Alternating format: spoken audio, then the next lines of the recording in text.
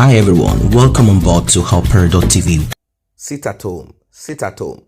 This is the order that allegedly has been given to the people of the southeast of Nigeria, given to Biafrans, given to IPOB members. But there is a twist. The detained leader of the indigenous people of Biafra, IPOB, Nnamdi Kanu, said that enemies of his peaceful movement are funding the purported sit-at-home order. Now, there is another phase to IPOB agitation.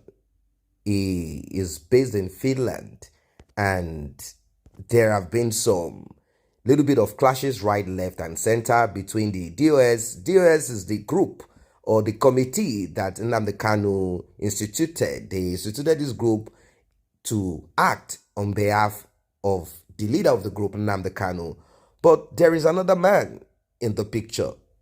His name is Simon Ekpa. Simon Ekpa. Now, Simon Ekpa has been trying to wear the shoes of Nnamdi Kanu, but he has not been given the opportunity. There have been a lot of pushback. They say he wants to hijack the struggle, etc. And he did not see it as a way of getting his own group. He could have created his own group and give it a name, just like how they had Masob, they had other groups before then. It could have just come up with his own name, but he said, no, I am still a disciple, ardent disciple of Nnamdi Kanu, that he's not trying to hijack the struggle. Probably if he had created his own, it would have been better. People would have respected him. And if you want to be part of whatever it is that he does, then that's it. Now, it has been reported that Nnamdi Kanu is upset, and he has echoed his displeasure via his legal representative, Barrister Ifeanyi Ejiofor.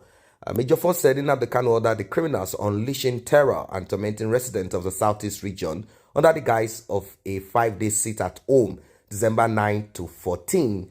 He said all of these people should be fished out of their hideouts. There is a lot of violence going on in the southeast of Nigeria. There are some people who call themselves marksmen or known gunmen, and they say they are members of IPOB, they say they are members of Masob. It's just something that is so shady. These people are the so-called enforcers. They go to beat up, murder, injure, maim people who to them they perceive as enemies of their struggle. They kill these people, and this is not right at all. Everyone has a right to choose whatever it is that they want to choose. But this is what we have on our hands. So, according to the report that we have right now, they said the 5-day sit-at-home slated for December 9 to 14 is not from Nnamdi Kanu. The IPOB leader legal team on Monday visited Nnamdi Kanu at the headquarters of the Department of State Services, DSS Abuja, where he has been detained after his extraordinary rendition with the government of Kenya involved, and of course certain individuals in the Southeast, Igbos particularly. According to the legal representative of Nnamdi Kanu, he said Onyendu Nnamdi Kanu appreciated millions of his followers for not letting him down, particularly on his directive that the purported sit-at-home order by the known enemies of our land was never obeyed. That's something I want you to keep. They know who is behind this. They say known enemies of our land. Onyendu directed the criminals who are still on rampage, ostensibly being funded by the enemies of his peaceful movement, in their desperate bid to ensure that our land is completely destroyed, should be fished out from their hideouts. Onyendu further requested that Umu Chineke should monitor the modus operandi of these soulless beings and discreetly smoke them out from their various hideouts.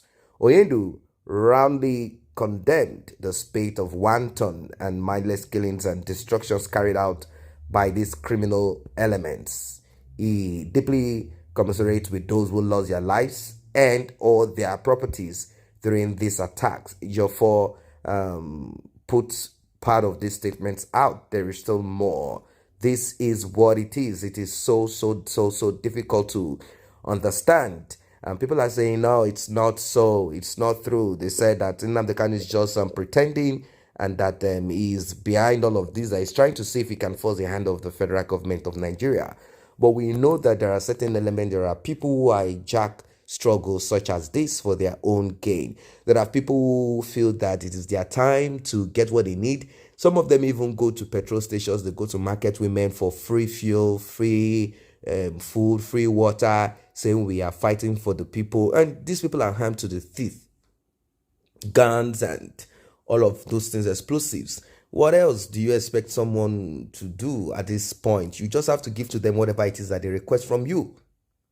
That's it. So this is something that is difficult to deal with. Now, Nnamdi Kanu has tried to get himself off from this, but because of the group that was created, that is the security hand, the enforcement hand, the group that was created by Nnamdi Kanu, IPOB, that group is not the group that dances. It's a group that is, created. It's a brainchild.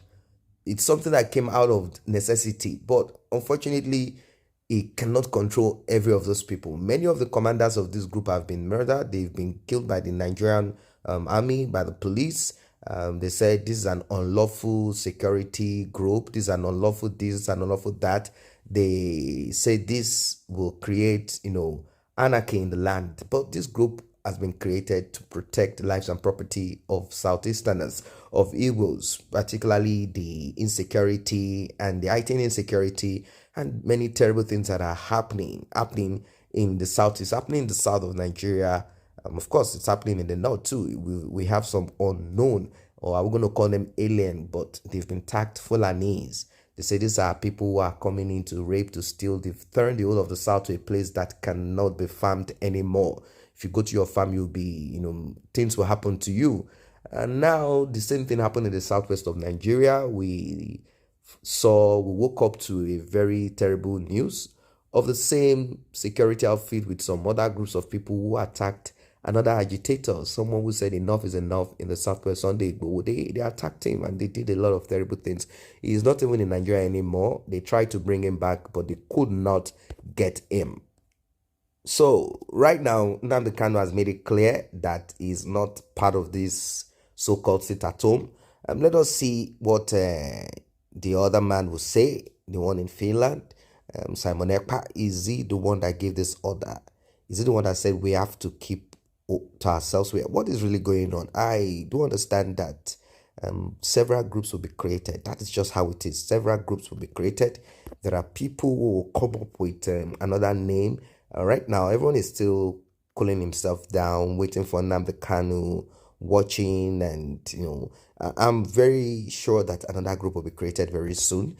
This group will begin to push the hands of the federal government, and this might happen when we get to the next rule. If it is going to if that is going to happen, 2023 election, that is going to happen. Once that government sits in, some group will come up again from the southwest and the southeast asking for disintegration of Nigeria.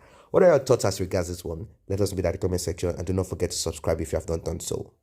I say a very big thank you to those who have taken time to subscribe to this channel, and if you're yet to subscribe, kindly tap on that subscription button and also the red bell icon so you will be notified whenever videos such as this are uploaded.